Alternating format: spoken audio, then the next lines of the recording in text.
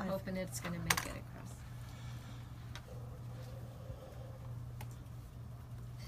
And we're back to Shades of Green on KDWN 720 AM in Las Vegas. I'm your host, Paul Ira. We have Louise, Stan, and Annette in studio with us. And if you'd like to call in with questions, our number is 702-257-5396. So, Stan, tell us a little bit about this Solar Gardens bill. How's that going?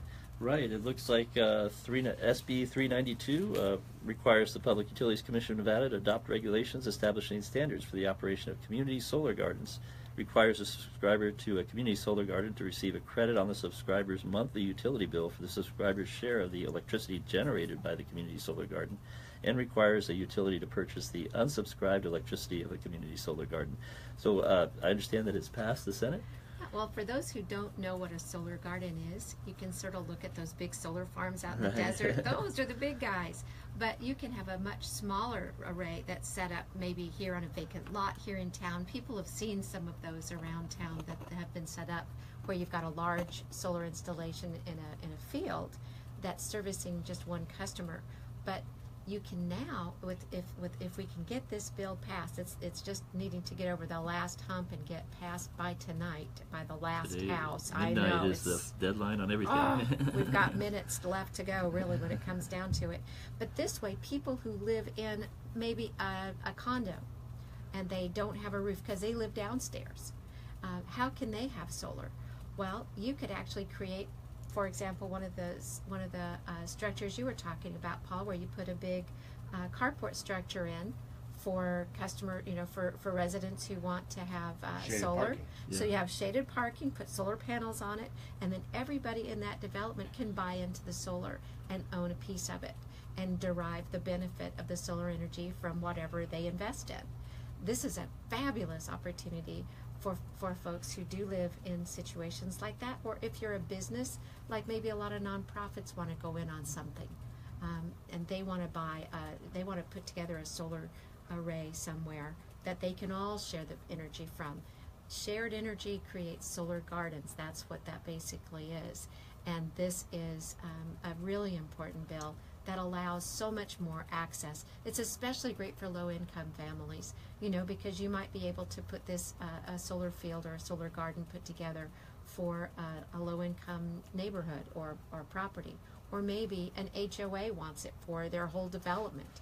Like maybe one of the home builders is going to build a new development and they want to have solar energy for their homeowners. Well, they could create a solar garden that's just going to feed that particular community. So it gives you so many different opportunities without having to put it directly on your roof, that you would just subscribe and be part of the ownership of those community gardens. That's good stuff. It's exciting. And that's a good point, Louise, that if you lived in a condo area, Any multifamily dwelling, apartment even, Yes. the multifamily dwelling, thank you for that vernacular there. Building a solar-covered parking is great. I mean, you drive around these, you see there's a lot of space out there, and that's one of the things people consider is, where do I build this solar array? And covered parking is great because it provides two services. It generates electricity and gives you a shaded place to park your car. And that's much needed in this desert. Perfect. It's just perfect. And a charging station. We have a caller, Bill. How are you doing, Bill? What's your question, Bill? Hey, Southern Bill, Highlands. thank you for calling in. Yes? Yes, sir. Absolutely. Uh-huh.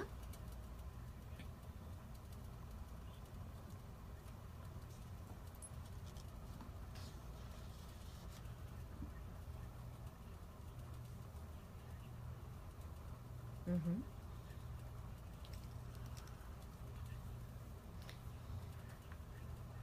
Well, luckily, this legislative session, solar is now back. So after what Bill was suggesting for those of you in Facebook land, he knew that he's in Southern Highlands and they were starting to get solar out there, and then all of a sudden it just stopped. Bill's director on the HOA out there. Yes. So as in the HOAs, you can be confident now that solar is going to be back, and your residents will have access to it again and can safely put solar systems on their home and have their investment secured.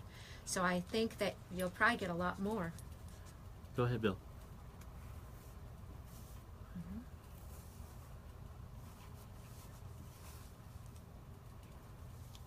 Oh, well, that might have been between, that could have happened between them if they, and their leasing company, if they had gone to the leasing model. But if you own your panels, it's a whole different situation, and you never would have your panels removed. Ah, yes. Well, and so the thing that's been great about the way that AB 405 was passed is that there's a solar customer's bill of rights, and it goes into the contracts that are going to be required whether you're leasing or whether you're buying.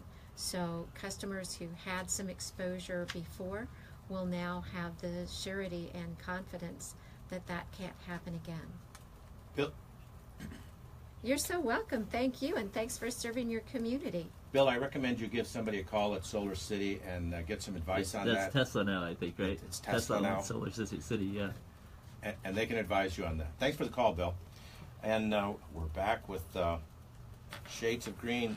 Stan, you're going to tell us a little bit more about storage, and I know you've got some money you want to talk about from Volkswagen as well.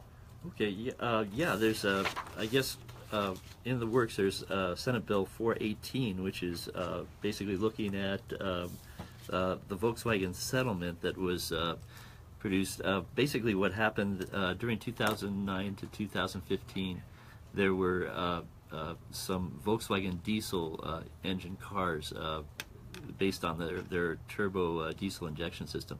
And there were 500,000 of those cars sold by VW dealerships across the country, and they violated an FTC. They kind of committed fraud in the way they advertised the emissions on that. And so the settlement plan actually could lead to $22 million coming to Nevada as a windfall. And so the SB 418 was going to help with the disbursement of that. So we're kind of watching that as well. Yeah. So how do you think we're going to use that? There's different ways that we could help build up electric car infrastructure. We can, people that own diesel trucks and buses can trade their engines in and get upgrades at using these funds from the Nevada Department of Environmental Protection. So there's a couple different ways to go, possibly electric buses to replace existing diesel buses as well. That's great. So bad news turned good. Yes. So that's our show for this week on Shades of Green. Thanks everybody for listening. Thanks for our guests today, and we'll be back next week on Shades of Green. So keep it green out there. Have a great week. And solar's back. Solar is back. Wonderful.